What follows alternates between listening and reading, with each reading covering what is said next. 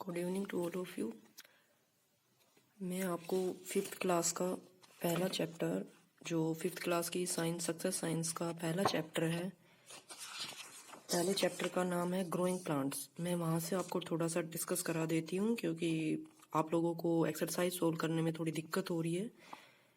ये इन सब लॉकडाउन के प्रॉब्लम्स की वजह से आप लोग थ्योरी के बारे में नहीं पढ़ते। जिनके पास बुक्स है वो तो वेल एंड गुड, जिनके पास नहीं है उनको ज़्यादा दिक्कत हो रही है। तो हम यहाँ से स्टार्ट करते हैं। ग्रोइंग प्लांट्स, प्लांट्स कैसे ग्रो करते हैं, कैसे बढ़ते हैं, उसके बारे में लिखा हुआ है। Plants are living things. जो प्लांट्स होते हैं वो क्या है? लिविंग। कोई आपसे क्वेश्चन करे प्लांट नॉन लिविंग या लिविंग, लिविंग और नॉन लिविंग का मतलब होता है कि जीवित और अजीवित। लिविंग का मतलब जीवित और नॉन लिविंग का मतलब अजीवित, कि प्लांट जीवित है अजीवित है। ये किसके बेस पे बताया जाता है कि प्लांट्स क्या करते हैं? अपना खाना खुद से बनाते हैं, प्लांट सांस लेते हैं। इस बेस के ऊपर बताया जाता है कि प्लांट लिविंग है या नॉन लिविंग। प्लांट है इंपॉर्टेंट रोल प्ले करते हैं हमारी जिंदगी में। मैं थोड़ा थ्योरली बताऊंगी फटाफट। प्लांट से हमें क्या क्या चीजें मिलती है? फूड, भोजन भी मिलता है, शुगर भी मिलता है, ऑयल, वुड, रबर, गम, ये सारी चीजें हमें कहाँ से मिलती है? प्लांट से मिलती है। और जो प्लांट है हमें क्या देते हैं? ऑक्सीजन देते हैं। किसके लिए? For breathing. हम जो सांस लेने की प्रोसेस करते हैं, यानी हम एक्सलेशन इनहेलेशन जो प्रोसेस करते हैं, उसमें हमें ऑक्सीजन की नीड होती है। वो हमें कहाँ से मिलती है? आप सभी जानते हैं, प्लांट से मिलती है। तो पहला टॉपिक है इसमें ग्रोइंग प्लांट। जो we can grow plant through the seed, stem, root और लीव्स। हम 4 तरह से प्लांट को ग्रो कर सकते हैं। सबसे पहला पोर्शन है सीड से। कहाँ से आया? पहला पॉइंट है सीड से। सीड्स के अंदर ये है कि कुछ प्लांट्स जो सीड्स है कहाँ प्रेजेंट होते हैं? फ्रूट्स के अंदर। कोई आपसे पूछे कि सीड्स आर, कोई आपसे पूछे कि सीड्स कहाँ प्रेजेंट होते हैं, तो कहाँ प्रेजेंट होते हैं? फ्रूट्स में प्रेजेंट होते हैं। अब हम देखते हैं कि जो स्ट्रक्चर है किसका? सीड का। सीड का स्ट्रक्चर कैसी शेप में होता है? एक किडनी शेप। जो किडनी है हमारी, उसकी शेप में किसका स्ट्रक्चर होता है? सीड का स्ट्रक्चर होता है। ठीक है। तो एक्सटर्नल इंटरनल दोनों तरह से स्ट्रक्चर दिखाए हुए हैं। जो एक्सटर्नल है, एक्सटर्नल के अंदर ये बाहर वाला जो ब्राउन आपको दिखाई दे, डार्क ब्राउन में, ये क्या पोर्शन? Seed coat. ये सीड कोट क्या करता है? आउटर कवरिंग है जो प्लांट को प्रोटेक्ट करता है। और इसके अंदर, इसके साइड में आपको ये दिखाई दे रहा है, इसको कहते हैं सीड होल। और ये क्या करता है? वाटर को इन और आउट करने में हेल्प करता है। उसके बाद आता है ये जो बाहर का पोर्शन है, जो ग्रीन पोर्शन आपको दिखाई दे रहा है, ये क्या है? कोटिलीडन। कोटिलीडन क्या करता है? जो बेबी प्लांट यानी बिल्कुल छोटा प्लांट होता है, जब हम उगाते हैं सीड, जब उससे थोड़ा प्लांट ग्रो करता है तो उसको बेबी प्लांट बोला गया है। उस प्लांट के अंदर क्या, वो क्या करते हैं? ये क्या करता है? कोटिलीडन फूड को स्टोर करके रखता है। उसके बाद है ये एम्ब्रियो। एम्ब्रियो यानी जहां से बेबी प्लांट ग्रो करता है। उसके बाद आता है कि जो प्लांट प्रोड्यूस होते हैं, प्रोड्यूसिस करते हैं मैनी सीड्स। आपको पता है कि जितने भी प्लांट्स होते हैं, कुछ ही प्लांट में ऐसा है जो 1-2 बीज मिलते हैं, वरना बहुत सारे प्लांट्स ऐसे, जैसे वाटरमेलन वगैरह होता है, तरबूज का जो फल है आपके पास, फ्रूट होता है, उसके अंदर बहुत सारे बीज होते हैं। ठीक है। आप लोग देखते हो कि सम सीड्स डिस्ट्रॉय हो जाते हैं। विंड और रेन, आंधी तूफान आते हैं तो हमारे जो छोटे प्लांट होते हैं वो जल्दी डिस्ट्रॉय होते हैं देन द बड़े वाले जो ट्री होते हैं। यहाँ पे मेन पोर्शन बात यह है कि ग्रोज इनटू बेबी प्लांट। जब भी हम सीड के अंदर एयर, वाटर और वार्मथ, जो टेम्परेचर कंडीशन, प्रेशर कंडीशन, वो सब हम प्रॉपर वे में देते हैं, तो हमारा जो प्लांट है वो थोड़ा बड़ा होके क्या बन जाता है? सीडलिंग। सीडलिंग मतलब बेबी प्लांट। ये सीड है, सीड के बाद सीडलिंग प्रोसेस, फिर ग्रोज करता है, फिर और बड़ा होता है, फिर और बड़ा हो जाता है। ठीक है, बड़ा होता चला जाता है। जर्मिनेशन की प्रोसेस, जिसके अंदर सीड ग्रो करता है न्यू प्लांट के अंदर।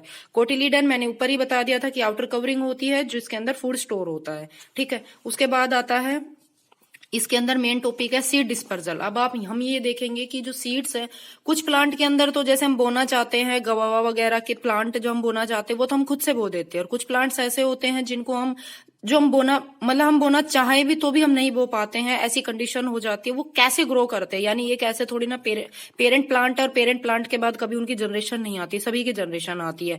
तो सीड डिस्पर्जल क्या है कि जो प्रोसेस है विच सीड्स आर स्कैटर्ड, यानी फैलते हैं, अवे फ्रॉम, एक दूर जाते हैं कहां से? मदर प्लांट से। यानी जो भी उनके पेरेंट प्लांट होते हैं, वहां से एक प्लांट से दूसरे प्लांट पे सीड डिस्पर्ज होते रहते हैं, यानी इधर से उधर आते जाते रहते हैं। एजेंट, यानी एजेंट मतलब किसके थ्रू जाते हैं? जैसे कि आप लोग देख रहे हो यहाँ पे विंड है, वाटर है, एनिमल्स है और ह्यूमन बींग्स है। सबसे पहला पार्ट आता है dispersal by the wind. Wind के द्वारा कॉटन के अंदर और डेंडिलियन के अंदर जो फाइन हेयर्स वगैरह होते हैं वो इजिली कैरी करते हैं, जो सीड्स है वो इजिली कैरी कर पाते हैं बाय द विंड के द्वारा।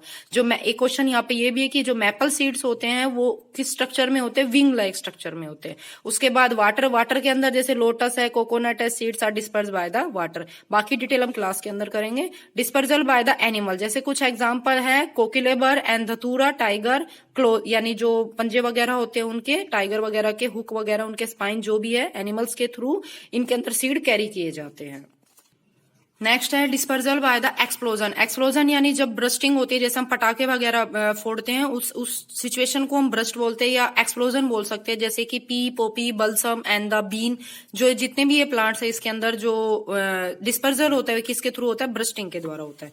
उसके बाद नेक्स्ट टॉपिक आता है growing plants from the stem. Stem से हम कैसे प्लांट को ग्रो करते हैं, जैसे कि रोज है, गुलाब का पेड़, और हिबिस्कस और मनी प्लांट। जितने भी आपने ये प्लांट देखे हुए हैं, रोज और मनी प्लांट तो आप लोगों ने नॉर्मली देखा होगा। इनके अंदर क्या करते हैं हम, स्टेम एक पोर्शन को कट कर लेते हैं, ब्रांच को कट करने के बाद हम उसको दूसरे में पोट में लगाते हैं प्रॉपर वे में तरीके से, तो फिर वो न्यू प्लांट के अंदर बन जाता है। जैसे कि आप लोग देखते हैं पोटैटो के अंदर, जैसे इन दिनों में भी मैंने देखा हुआ है कि पोटैटो के अंदर ये ग्रीन ग्रीन बर्ड्स निकल आती है, आपने देखा होगा अपने घरों में भी, तो इनको बोलते हैं आइज। जब इनको यहाँ से उठा के हम मिट्टी वगैरह में ग्रो करते हैं तरीके से, तो वो उसमें न्यू प्लांट में अंदर ग्रो करना स्टार्ट कर देती है। और फ्रॉम द रूट्स के द्वारा कैसे कि sweet potato, carrot, radish and turnip, जितने भी एग्जांपल्स हैं, इनके अंदर क्या होता है, जो रूट्स हैं आप इनको कट करके उगाना चाहो तो ये उनको द्वारा उग जाते हैं। यानी जो ये कहने का मतलब है कि जो स्वीट पोटैटो क्या होती है, शकरकंदी, जैसा कि आप पिक्चर में देख पा रहे हो, कैरेट, गाजर, रेड मूली वगैरह, और टर्निप क्या होता है, सलगम वगैरह, इनके अंदर जो भी हम पोर्शन खाते हैं वो रूट पोर्शन होता है। इसमें एक एक्टिविटी दिखाई हुई है कि to grow a plant from a carrot के द्वारा उस प्लांट को ग्रो करना होता है। कि जब हमने एक कैरेट ली, कैरेट के दोनों टॉप पोर्शन को कट करके, एक साइड के टॉप पोर्शन को जब हम एक बाउल के अंदर वाटर के अंदर डाल देते हैं, कुछ वक्त के लिए उसको छोड़ देते हैं, तो कुछ वक्त के बाद वो उगना स्टार्ट हो जाता है। Growing plants from the leaves, इसमें एक एग्जांपल है ब्रायोफाइलम का। इस लीव्स के अंदर क्या होता है, नोचीज निकल आते हैं या लीव वर्ड्स निकल आते हैं, उनको उतार करके आप मिट्टी में डालना चाहो, डालकर उसको प्रॉपर वे में उगाते हैं तो वो दोबारा स्टार्ट हो जाती है।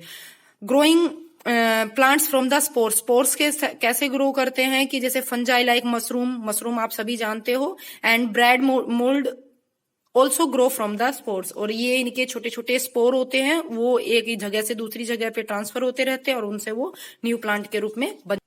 नेक्स्ट टॉपिक है एग्रीकल्चर, खेती। आप सभी को पता है ऐसी जगह है लार्ज स्केल जहां पे हम बड़े अमाउंट में उगाते हैं प्लांट्स को, किसके लिए, अपने फूड के लिए या अदर पर्पस, हमारे जितने भी पर्पस होते हैं। जैसे आप लोगों ने वीट और मस्टर्ड वगैरह देखे हुए हैं, हमें उनका सीरियल्स भी मिले, अनाज भी मिला है, उसके साथ साथ उनका फोडर वगैरह भी हम यूज करते हैं। फोडर मतलब जो तूड़ी जो जिस टाइप में होते हैं वो हम घरों में यूज करते हैं। यहाँ पे क्रॉप क्या होती है, जब हम सीजनल पर्टिकुलर टाइप की प्लांट्स को ग्रो कराते हैं उनको क्रॉप कहते हैं। दो टाइप की दिखाई हुई है यहाँ पे, एक खरीफ है, एक रबी है। खरीफ के अंदर है जो समर सीजन में उगाई जाती है वो खरीफ है, और जो रबी वाली है इसमें क्या होता है, विंटर सीजन में उगाई जाती है और हार्वेस्ट की जाती है स्प्रिंग सीजन के अंदर। जैसे कि आप देख पा रहे हैं वेजिटेबल है, कॉलीफ्लावर है, peas are grown during the winter, where as the vegetable like brinjal और गोर्ड आर द जो बैंगन वगैरह होते हैं, और जो क्या बोलते हैं उनको, करेले वगैरह होते हैं, उनको हम समर में, ड्यूरिंग समर उनको क्या करते हैं, यूज करते हैं। ठीक है, अब आप देख पा रहे होंगे स्टेजेस दी हुई है। एक बात और यहाँ पे इंपॉर्टेंट ये है कि जो राइस और जूट के जो प्लांट होते हैं उनको ग्रो करने के लिए हमें क्ले सोइल चाहिए, यानी चिकनी मिट्टी चाहिए होती है। आप जानते हैं राइस के प्लांट को या शुगर केन के प्लांट को ज्यादा से ज्यादा वाटर की नीड होती है। और आप लोग देखते हैं कि जो वीट है, ज्वार है, बाजरा है, उनके लिए सैंडी सोइल, उनको इतने वाटर की नीड नहीं होती। और जो कॉटन है, जो कॉटन के प्लांट्स होते हैं वो स्पेशली कहाँ पे होते हैं, ब्लैक सोइल के अंदर होते हैं। और जो टी है, टी प्लांट्स आप जानते हैं हिली एरियाज में होते हैं, जानी ताकि पानी ऐसे बहता रहता है वहां पे।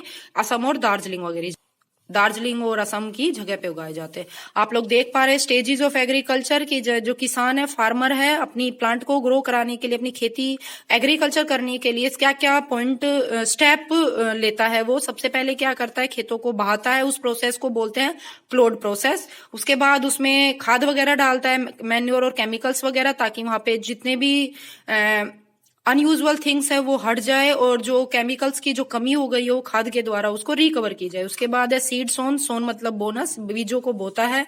उसके बाद पानी देता है, पानी देने की प्रोसेस को इरिगेटिंग कहते हैं या इरिगेशन बोलते हैं। उसके बाद स्प्रे करता है केमिकल्स वगैरह, ताकि वहां पे जो भी पेस्टिसाइड है या वीडिसाइड है, जो खरपतवार जैसे जैसे हम लोग देखते हैं बथुआ वगैरह, वो अननेसेसरी चीज है, हमारी खेती के लिए तो अच्छी नहीं है, वो तो हम वैसे खाते हैं, वो एक अलग बात है।